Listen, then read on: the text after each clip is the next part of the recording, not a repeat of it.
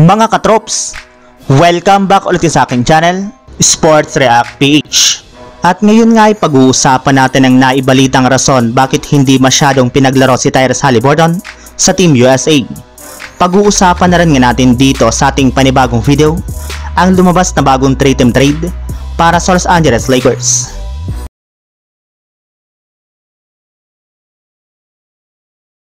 Bukod nga po mga katrops kay Jason Tatum, isa rin naman nga po si Tyrese Haliburton sa mga manlalaro na nabangko ni Coach Steve Kerr sa Team USA sa halos kabuuan ng tournament sa Paris Olympics.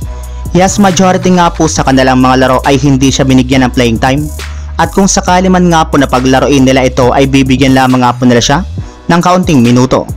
Ngunit hindi nga po kagaya kay Tatum, ay mismong si Haliburton na rin naman nga po nagsabi na wala siyang galit o sama ng loob sa Team USA at maging sa kanilang head coach na si Coach Steve Kerr.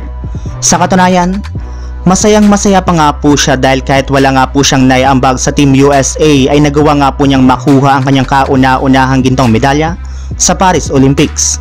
Pero ayon nga po sa kalalabas pa lang na balita ngayong araw, meron na rin naman nga daw pong rason bakit nilimitahan ni Coach Steve Kerr ang kanyang playing time sa kanilang mga laro sa Olympics, at ito nga po ay dahil sa pagkakaroon niya ng injury sa kanyang binti. Subalit kahit anuman nga po ang nangyari sa kanya ay wala rin naman nga po itong nareklamo. Sadyang masayang masaya lamang nga po ito at napabilang nga po siya sa Team USA ngayong offseason. Samantala, punta naman tayo sa ating sunod na pag-uusapan sa lumabas na bagong 3-team trade para sa Los Angeles Lakers. Matapos nga po mga katrops na mabigo ang Los Angeles Lakers sa pagkuha kay Lauri Markkanen, ay magpo-focus na lamang nga po sila sa iba pang move na pwede nga po nilang magawa sa mga susunod na araw ngayong offseason. At isa na nga po dyan ay ang sinasabing pag-trade nila sa kanilang point guard na si D'Angelo Russell na kasalukuyang pinag-aagawan ngayon ng mga kupunan, kagaya na lamang ng Brooklyn Nets.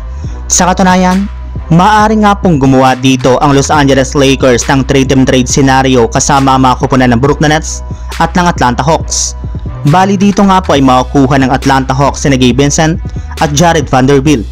Masusungkit rin naman nga po dito ng Brooklyn Nets si D'Angelo Russell, Jalen Hood-Schifino, Jackson Hayes, isang 2025 second round pick, isang 2026 first round pick, at isang 2026 second round pick. Habang makukuha rin naman nga po dito ng Los Angeles Lakers si Cam Johnson, DeAndre Hunter, at isang 2025 second round pick.